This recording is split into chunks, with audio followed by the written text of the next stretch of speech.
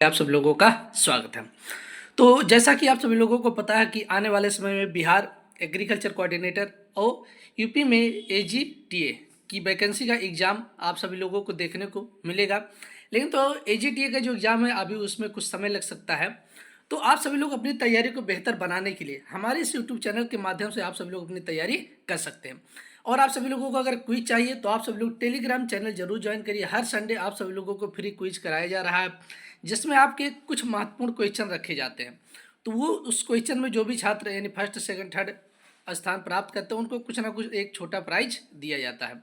तो आप सभी लोग टेलीग्राम चैनल जरूर ज्वाइन करिएगा, जिससे आप सभी लोगों को क्विज जरूर अटेंड कर सकें और एग्जाम में कैसे क्वेश्चन आते हैं आप सभी लोगों को इसकी जानकारी उपलब्ध हो सकेगी। तो टेलीग्राम चैनल का लिंक आप सभी लोगों को हम डिस्क्रिप्शन में उपलब्ध करा देंगे। चलिए आज का हम देखते हैं। इससे पहले हमने आप सभी लोगों को 6 लेक्चर उपलब्ध करा दिए। अगर आप सभी लोग नहीं देखें तो आप वीडियो के प्ले लिस्ट में जाइएगा, आप सभी लोगों को वहाँ पर मिल जाएगा। अब देखिए पहला क्वेश्चन आज का है सॉइल साइंस का। मृदा बनी है यानी सॉइल फॉर्मेशन, यह जो हमारी मृदा होती है वो किससे बनी होती है? जल से बनी है। पहला ऑप्शन दिया जल से, दूसरा ऑप्शन दिया ठोस व गैस से, तीसरा ऑप्शन दिया ठोस से और चौथा ऑप्शन दिया जल ठोस व गैस तीनों से। तो अगर ऑप्शन के अनुसार देखेंगे हमारी जो सॉइल या जो मृदा होती है वो किससे बनी होती है? तो जल ठोस व गैस तीनों से बनी होती है। किससे? जल ठोस व गैस तीनों से। अब आप सभी लोगों को पता है कि सॉइल या मृदा के निर्माण में हमारे कौन कौन से कंपोनेंट्स होते हैं, आप सभी लोगों को पता है।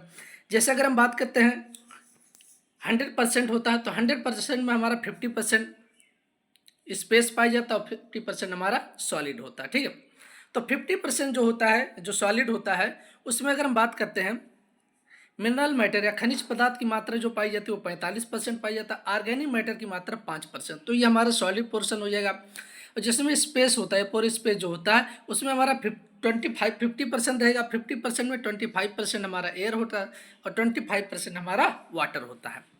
तो जो सॉइल या मृदा जो हमारी बनी होती है वो किससे बनी होती है? जल ठोस और गैस तीनों से। चलिए नेक्स्ट क्वेश्चन हम देखते हैं। क्वेश्चन नंबर फर्स्ट का हमारा चौथा ऑप्शन सही है। क्वेश्चन नंबर सेकंड हम देखते हैं। Critical soil test level approach was given by, यानी क्रांति मृदा परीक्षण स्तर प्रस्ताव किसने दिया था, किसके द्वारा दिया गया था? जो क्रिटिकल सॉइल टेस्ट लेवल है इसको किसके द्वारा दिया गया था? तो पहला ऑप्शन दिया है केट और नेल्सन ने, दूसरा ऑप्शन दिया अर्नान एंड स्टाउट ने, तीसरा ऑप्शन दिया लॉर्सन ने और चौथा ऑप्शन दिया ब्रे। ठीक है, तो अगर इसके हम बात करते हैं हम कि क्रिटिकल सॉइल टेस्ट लेवल जो किसके द्वारा दिया गया था, तो केट और नेल्सन के द्वारा दिया गया था। ठीक, और ये देखिए यूपी टीजीटी एग्जाम 2021 में पूछा गया था।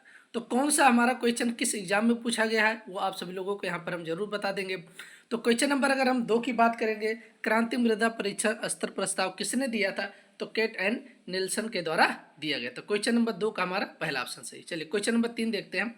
नहरों के आसपास वाली भूमियां निम्न में से किस प्रकार की हो जाती हैं?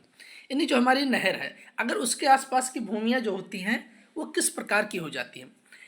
Near by canal banks area some becomes. ठीक है, अब देखिए पहला दिया लवणीय मृदा यानी सैलाइन सॉइल, दूसरा दिया एसिडिक सॉइल यानी अम्लीय मृदा और तीसरा ऑप्शन दिया न्यूट्रल सॉइल यानी उदासीन मृदा और चौथा ऑप्शन दिया इनमें से कोई नहीं।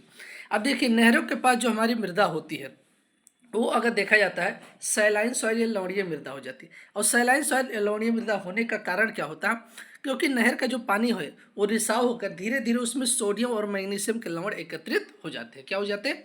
सोडियम और मैग्नीशियम के लवण एकत्रित हो जाते हैं। तो जिसके कारण हमारी जो सॉइल या मृदा होती है वो सैलाइन हो जाती है। क्या होती है?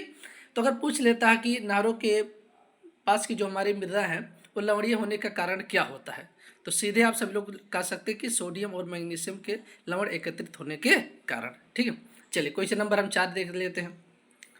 The arrangement of primary and secondary soil particles is called, यानी मृदा के जो प्राथमिक और द्वितीयक जो कण होते हैं उनके विन्यास को क्या कहा जाता है? अरेंजमेंट मतलब उसके विन्यास को या उसको प्रबंध जो अरेंज होता है उसको क्या कहा जाता है? तो primary the arrangement of primary and secondary soil particles is called, तो उसे क्या कहा जाता है?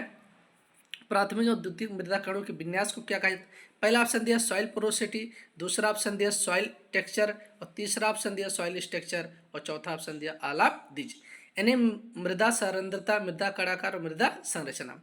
तो जहाँ पर मृदा के प्राथमिक और सेकेंडरी द्वितीय जो कण हमारे एकत्रित होते हैं या अरेंजमेंट होते हैं उसे हम क्या कहते हैं, सॉइल स्ट्रक्चर कहा जाता है। क्या कहा जाता है, सॉइल स्ट्रक्चर। यानी इसके अनुसार हमारा सी ऑप्शन सही हो जाएगा। क्या हो जाएगा, सी ऑप्शन सही हो जाएगा। ठीक।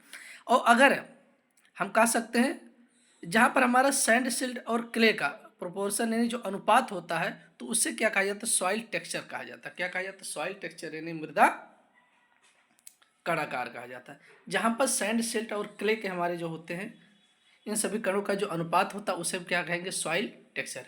इसमें हमारा मृदा के कौन सी संरचना वो कभी नहीं बदलती है। तो ये क्वेश्चन काफ़ी महत्वपूर्ण जो एग्जाम में पूछा जाता है वो हमारा एस टी यानी सॉइल टेक्सचर जो होता है, मृदा कणाकार जिसे हम कह सकते हैं। ठीक है, सॉइल टेक्सचर।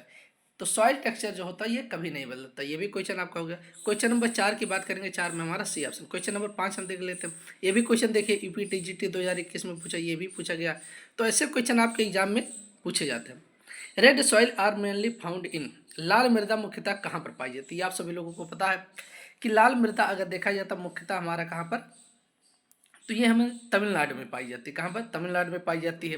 कर्नाटक जैसे हमारे यहाँ पर लाल मृदा मुख्य रूप से पाई जाती है। उत्तर प्रदेश में अगर हम बात करते हैं लाल मृदा कहाँ पर पाई जाती है, तो ये मिर्जापुर, झांसी, हमीरपुर एवं बांदा क्षेत्रों में पाई जाती है। तो यूपी में अगर बाई चांस पूछ लेता लाल मृदा कहाँ पर पाई जाती है, तो मिर्जापुर, झांसी, हमीरपुर और बांदा क्षेत्रों में पाई जाती है। तो जो भी लोग हमारे इस वीडियो को देख रहे हैं, टेलीग्राम चैनल जरूर ज्वाइन करिएगा, जिससे आप सब लोगों को हर संडे एग्रीकल्चर क्विज आप सभी लोगों को मिलता रहे और कुछ महत्वपूर्ण क्वेश्चन भी आप सभी लोगों को टेलीग्राम चैनल पे हम उपलब्ध कराते रहते हैं। तो आप सब लोग चैनल को सब्सक्राइब जरूर करिएगा, उस वीडियो को ज़्यादा से ज़्यादा शेयर करिए, जिससे आने वाले समय में आप सभी लोगों को कुछ हम बेहतर कंटेंट उपलब्ध करा सकें।